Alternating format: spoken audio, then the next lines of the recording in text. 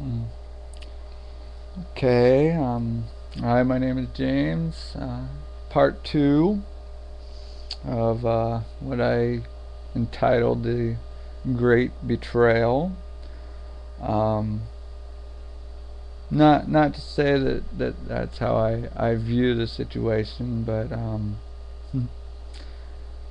playing around with titles. Anyways, where was I?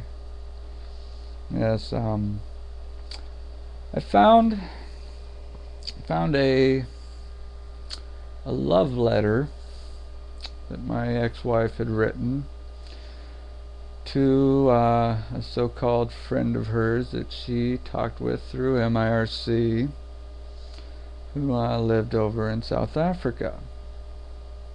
Um, I trusted my wife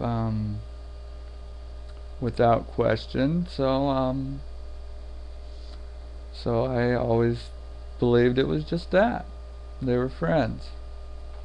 Um, and when I found the letter, I she was at work at the time and I was off, but certain things had were just bugging me so much that while she was at work, I searched around the house for anything that would tell me why she was acting the way she was, and to validate my suspicions. And so I found this letter, a 7-page letter about a dream she had had about her and him. And so that night, and I put the letter somewhere where I knew where it was. And I that night, after she got home, um, like was normal of those last few months, and that's why I knew something definitely was wrong by that time.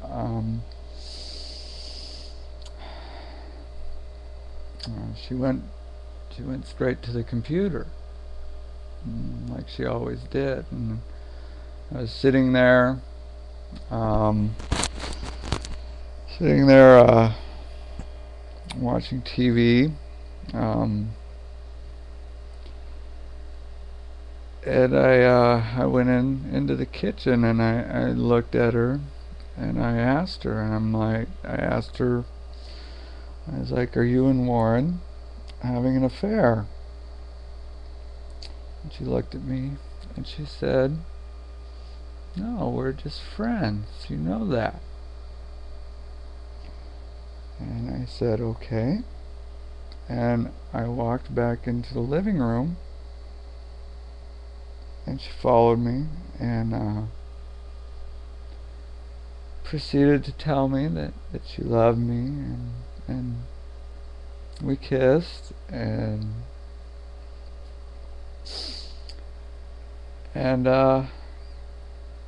she went back into the kitchen and to the computer.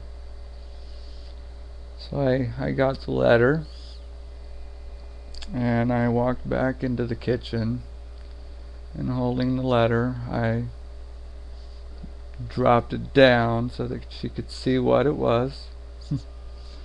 And I asked her again, I said, "Are you and Warren having an affair?" And her jaw dropped and she couldn't say anything really. And I said, "That's what I thought." And I handed her the letter and I went back into the living room. And she came in there and she tried